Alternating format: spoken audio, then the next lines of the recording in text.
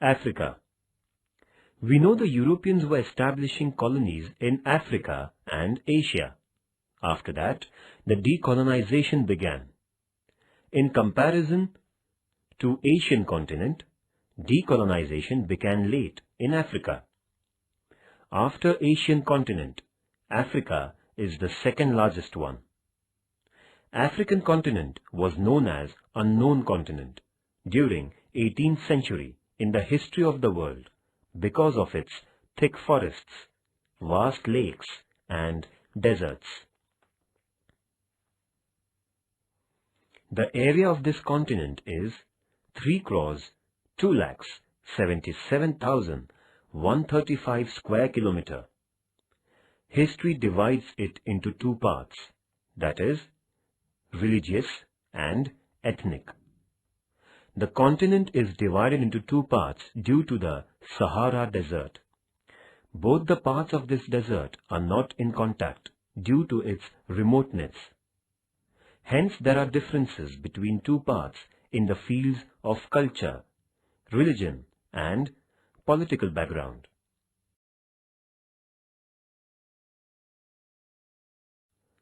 Trade of slaves. The European nations had started trades and industries in Africa, along with slave trade.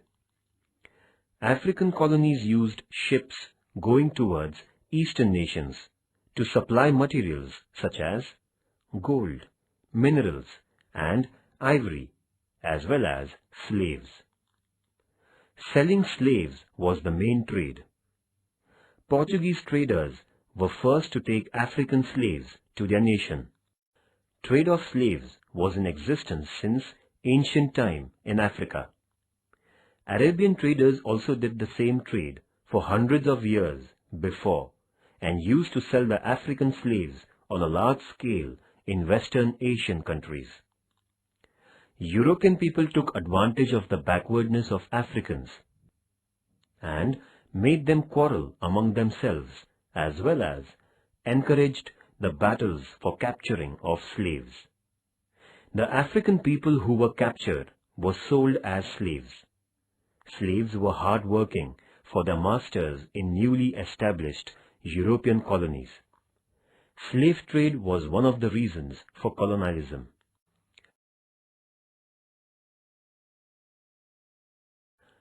Inhumanity, cruelty, and injustice were behind the slave trade.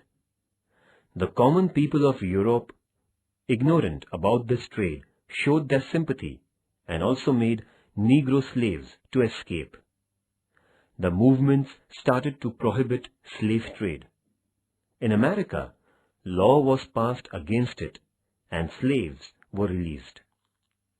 Though slavery system was prohibited in America, it was not prohibited in Arabian countries. The trade of slaves was still existing in Arabian countries. British established their power over the regions of Nyasaland and Uganda and completely closed way of Arabs to obtain slaves. Thinkers during the period of Martin Luther King and Nelson Mandela themselves spent their lives to root out slavery system and racial discriminations.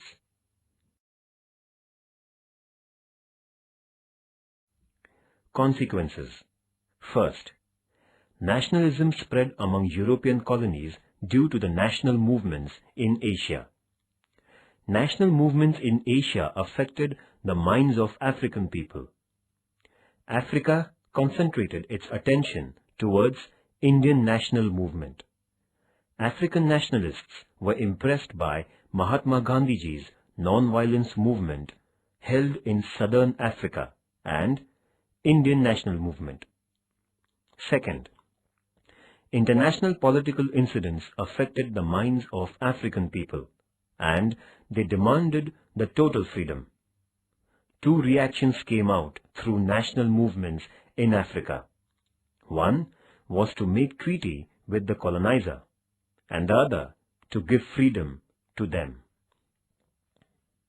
That's why India, Brahmadesh, Sri Lanka, etc. nations from Asian countries received freedom, and second was that France, Holland, Portugal, etc. spoiled national movements. Hence, Ghana, Rhodesia, Kenya, etc. nations obtained freedom very late.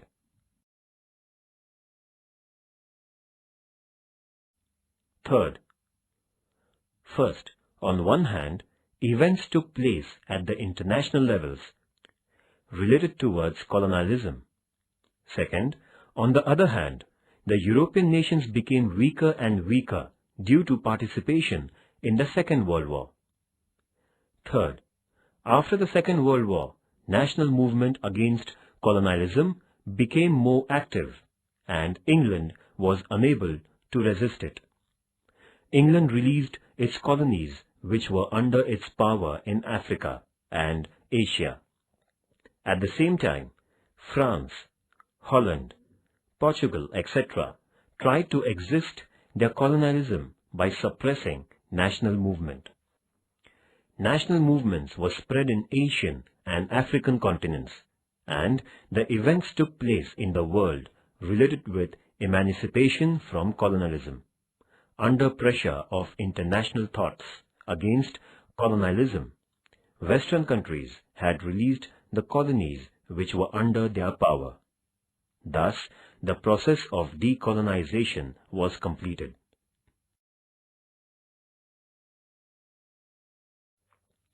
Colonization in Africa. Courageous European tourists Mango Park, Captain Speke, Sir Samuel Baker, David Livingstone, and American newspaper reporter H.M. Stanley had obtained the information of internal parts of Africa. Stanley published the valuable books and gave significant information about the continent to the Europeans. Industrial revolution, growing population, and rising imperialism made the European nations turn their attention towards African continent. European imperialists came to know about the continent of Africa, its vast area, and its minerals by the end of 19th century.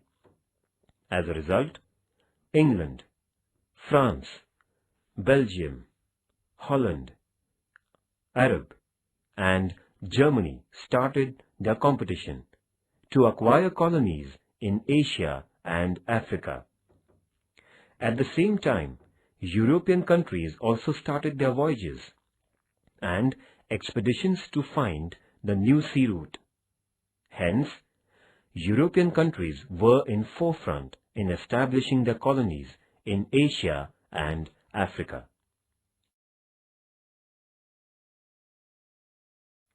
First, Belgium.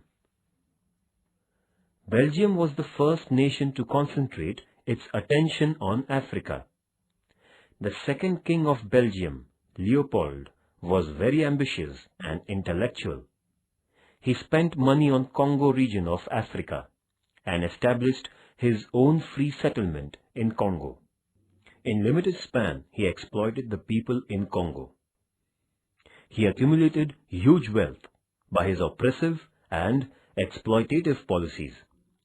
In 1908, the Legislative Council of Belgium took over the region of Belgium from Leopold's authority and power, and the region was known as Belgium Colony.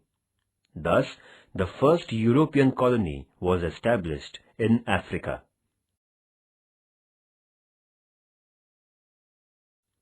European nations were attracted towards the natural and mineral resources of Africa because they had seen that Leopold had obtained huge wealth from Congo region. European nation had taken first step of colonizing in Africa in 1871. There was scope of imperialism in Africa as there were gold and silver mines. Hence, after setting up the colony of Belgium in Africa, other European nations started to settle and make their own colonies in Africa. we found the effect of industrialization all over the world, as well as the settlements of colonies in the Africa continent during 18th century. After Industrial Revolution, European nations' attention was attracted towards Africa to establish new colonies and new market to sell their products and to buy cheap raw materials.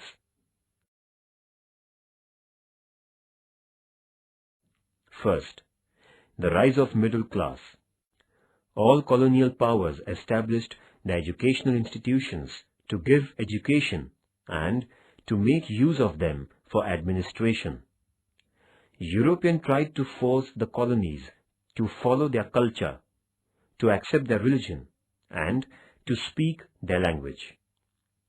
New middle class was formed due to European educational system and with the contact of foreign culture, lawyers, teachers, common man, traders, etc.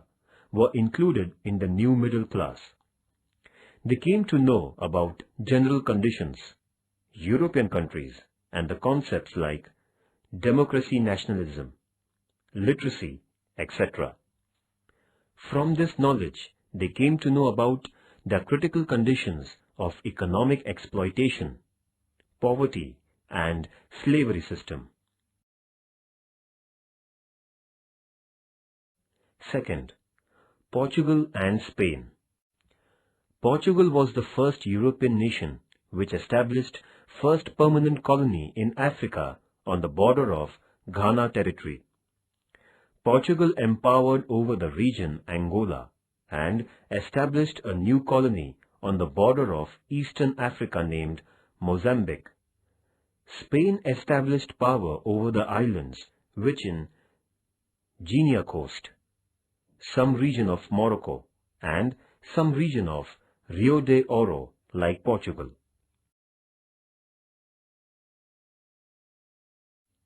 Second, the rise of nationalism.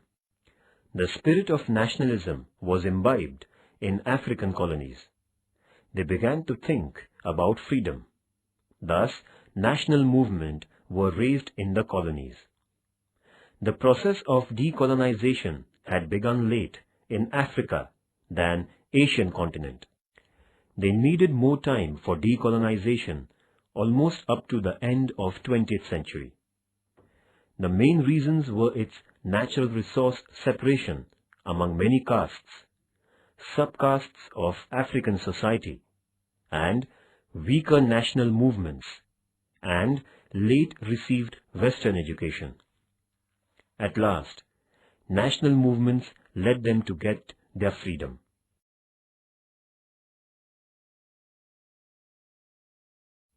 Third, Dutch.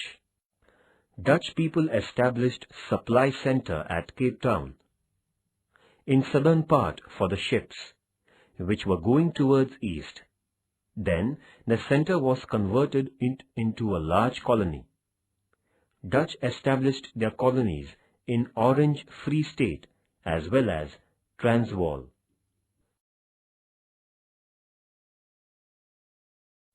Third, national movement. Kwame Nkrumah got freedom to the Gold Coast colony, which is known as Ghana region, by organized form of national movement in 1957, whereas a famous leader, Jomo Kenyatta from Kenya, organized the movement Mau Mau, and Kenya became free from British rule. Robert Mugabe's Patriotic Front Party fought against British and obtained freedom to the nation West Rhodesia, now known as Zimbabwe. Nelson Mandela fought a long battle in South Africa against colonialism and discrimination of colors and ethnic group. By the end of 20th century, all colonies in Africa became free. Fourth, French. France established and brought under their power the important colonies like Senegal and Gabon at the western border of Africa. After that, French brought under their control the region of northern Congo, and in 1883, France joined Ivory Coast to their reign. France declared Port Nova region as safety region. France challenged Portugal and brought under their control Dahomey region, which was at western side of Nigeria. By 1914, French brought under its control and power the region from Sahara Desert of North-South Africa to West Ivory Coast and up to French Guiana.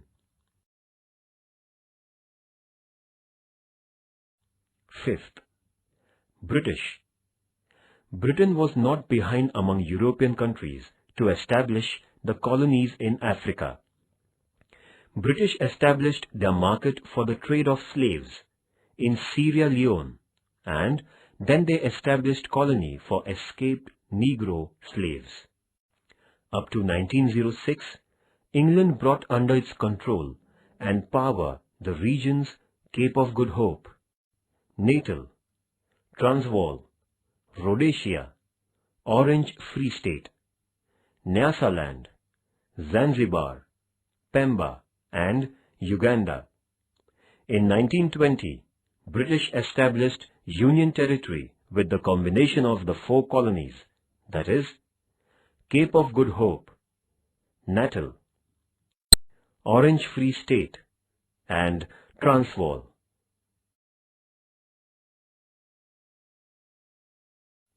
Sixth, Germany. Like Britain, Germany too established its colonies in Africa. After integration, Germany participated in the competition of colonization. Chancellor of Germany, named Bismarck, established its first colony in West North Africa through his trade policy in 1883. German researcher Dr. Gesteb Nordwigel was sent to establish the right over Tongoland, Cameroon, Angora-Pequena regions of Africa. By the Treaty of Self-Defense between Germany and Negro King, Germany established its right over Africa. Then the region was known as Tongoland.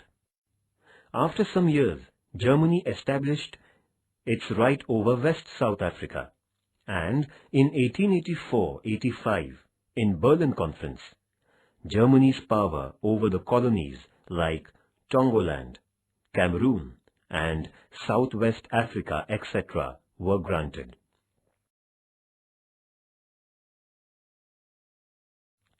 From the beginnings to end of the 19th century, entire African continent was suffering from European imperialism, establishment of colonies, and unification of them. Division of African continent had begun from the beginning of 19th century, and it was divided among European countries during the next 100 years. Since beginning of First World War to the ending of the Second World War, African continent was under the power of European countries.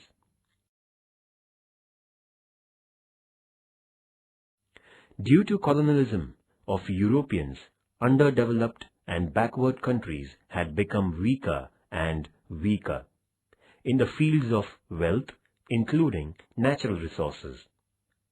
Slavery system continued over the undeveloped and backward countries. Those countries remained only as the markets of raw material and refined goods. Due to its effects, native occupations and industries decreased. Many industries were closed and the native people became poorer and poorer.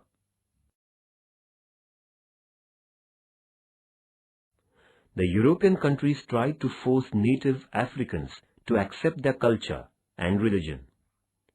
Europeans tried to make conflict among the proper native folks, as well as tried to decrease their moral values. The Europeans established their rights and control over the poor public. Thus, they established their empire. Though there was democracy in European countries, they supported the local monarchy in Africa for their existence forever in Africa. For the same reason, injustice, exploitation increased greatly. Its another example was trade of slaves.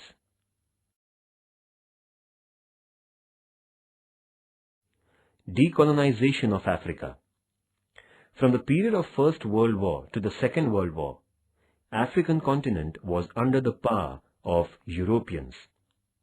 Europeans had not easily obtained the power over the African continent. For that purpose, they opposed the local monarchs. But at the end of the 19th century, the national integration took place against Western European countries.